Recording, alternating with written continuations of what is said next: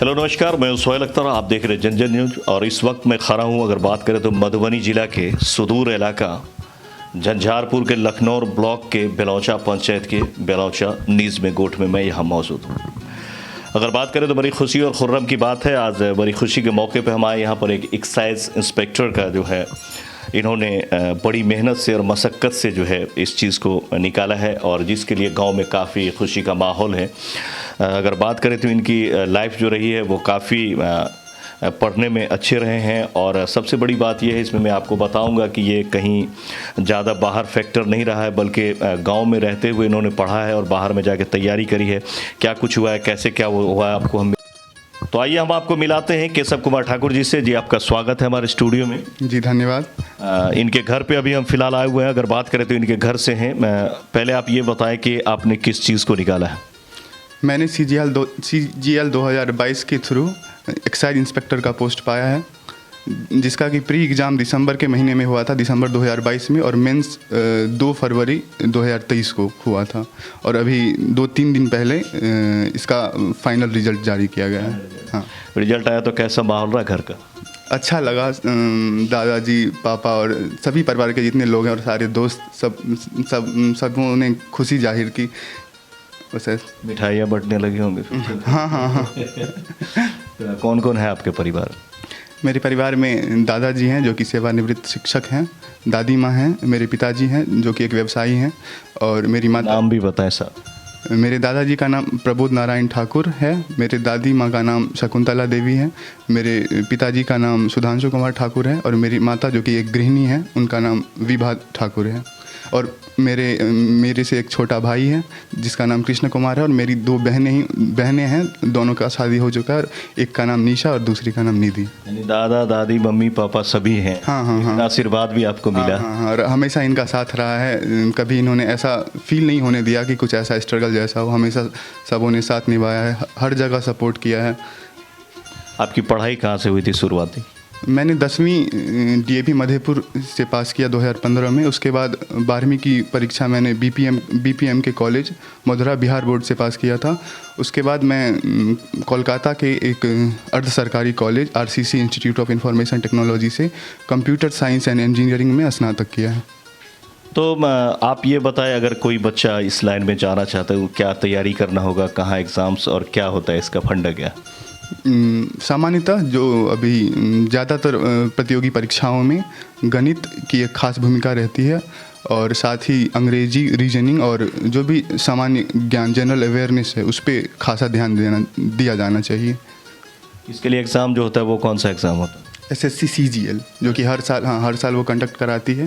पहले हालांकि देरी होती थी परीक्षा लेने में और भर्ती में, पर अभी पिछले साल से SSC ने इसे मिशन मोड के तहत कुछ ज़्यादा फास्ट किया है। इन चीज़ों को, प्रक्रिया कुछ जल्दी हो जा रही है। तो इससे विद्यार्थियों को भी सुविधा मिलता है कि आप जैसे अगर एक ही साल रुक रहे हैं तो अब 1 साल में, पहले क्या होता था, अगर आपने 5 साल तैयारी की तो आप मुश्किल से 1-2 बार परीक्षा दे पाएंगे।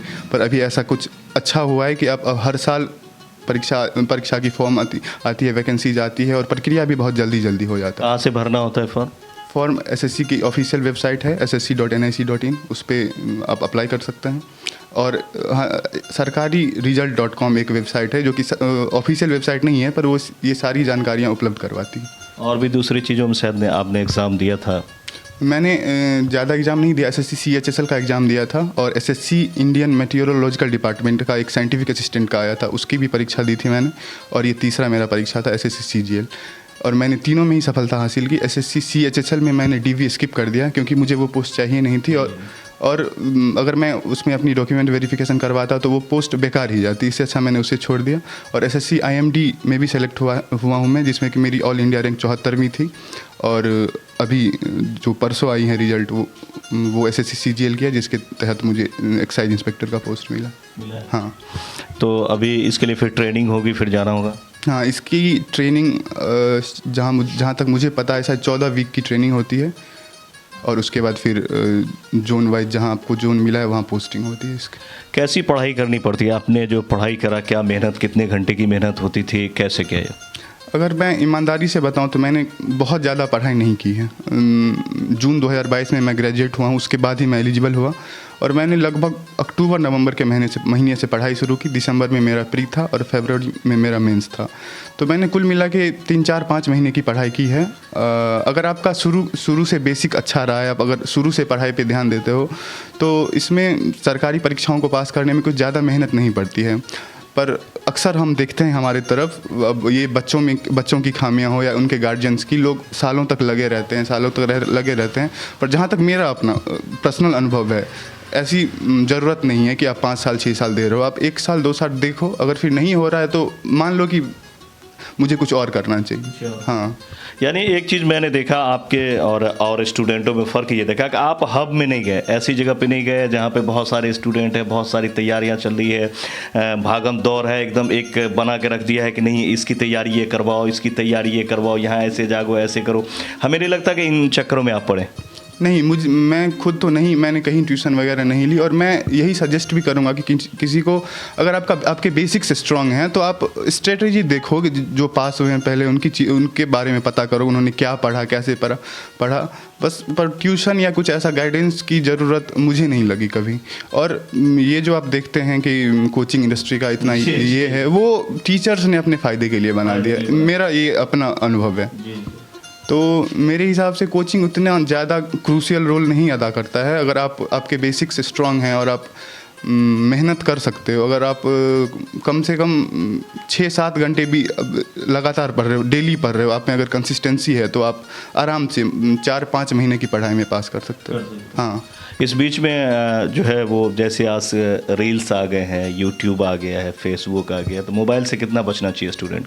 मोबाइल से रील्स तो वो एक नशे की तरह हो गया। अगर आप ऐसे ही फ़ोन उठाते हो कि बस 1-2 रील्स देख के मैं बंद कर दूंगा, पर ऐसा हो नहीं पाता है। तो ज़्यादा से ज़्यादा मोबाइल को से दूर ही रहना चाहिए। मैं खुद फ़ोन ज़्यादा यूज करता था, पर जब मैंने तैयारी शुरू की तो मैं फ़ोन से कुछ हद तक दूर ही हो गया था लगभग। तो यही कि जब आप तैयारी में हो तब फ़ोन मत यूज करो, फिर उसके बाद तो समय तो है ही आपका, पूरा ज़िंदगी है ही। हाँ, पूरा ही भरा हुआ है। उसके बाद आप शौक से देखो। एज क्या होगी अभी?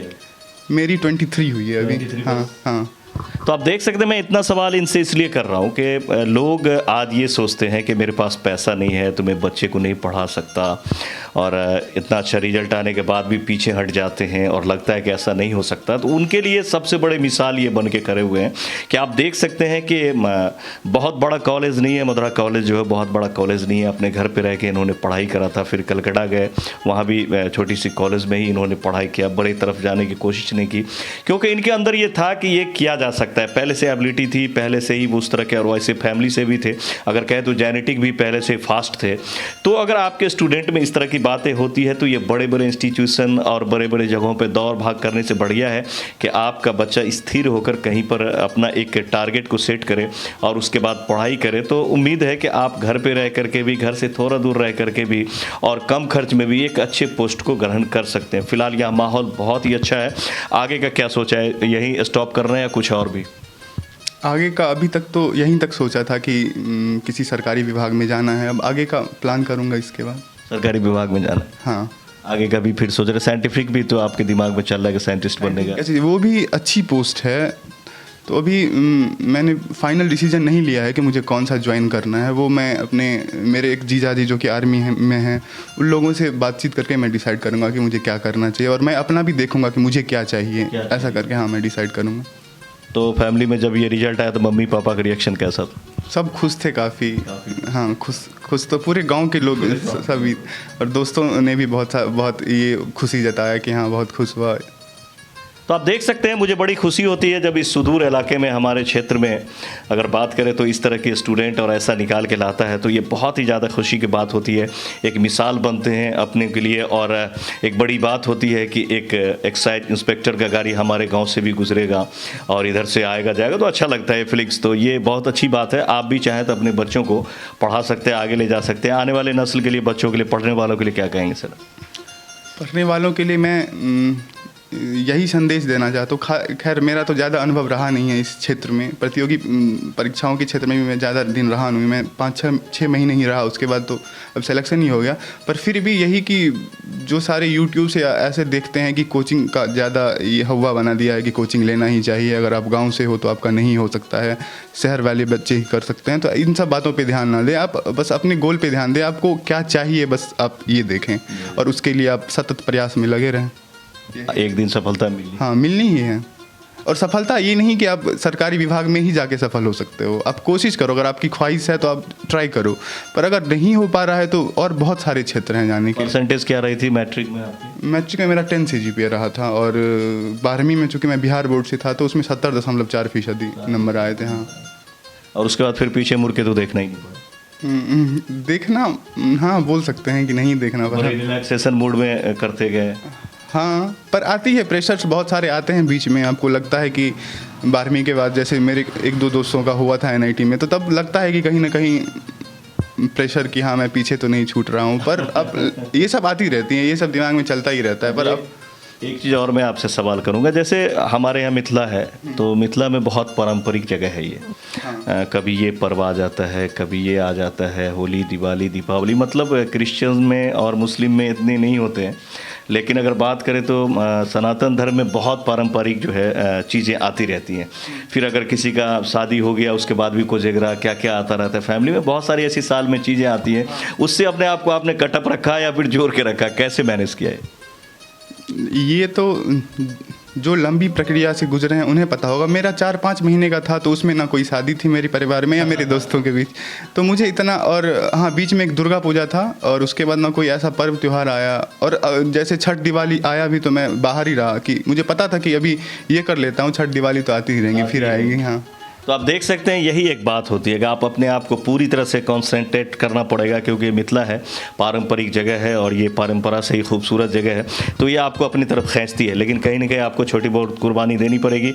आइए इनके दादाजी से भी मैं बात करता हूँ, इनके मम्मी पापा से भी बात करता हूँ कि उन लोगों का मिजाज कैसा रहा है। बहुत अच्छा लगा आपसे बात कर, और जो है जब वर्दी में आप आएंगे तो फिर मिलेंगे आपसे, और बहुत जल्द आपको ऊपर वाला कामयाब करे और हम लोगों को भी इसकी बड़ी खुशी होगी।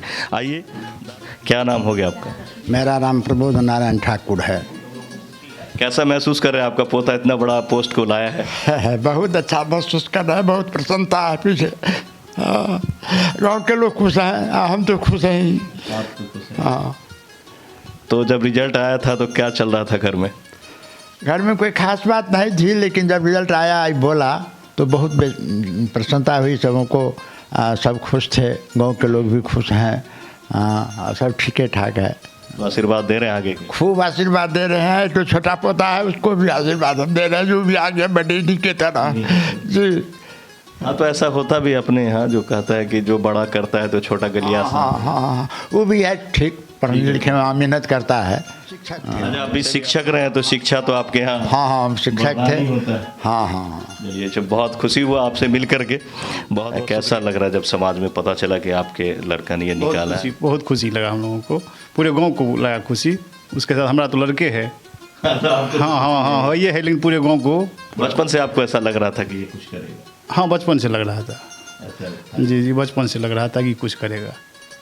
चलिए, बहुत खुशी की बात है, हमने आपको इनके पूरे परिवार से आपको मिलवाया, और आप देख सकते हैं काफ़ी खुश हैं ये लोग। और यहाँ आने के बाद हमें भी काफ़ी खुशी हुई कि इस क्षेत्र में तो जो स्टूडेंट इस चीज़ को करना चाहते हैं, जो ऐसे सरकारी जॉब्स को निकालना चाहते हैं, उनके लिए बड़ी मिसाल बन करके आए हैं।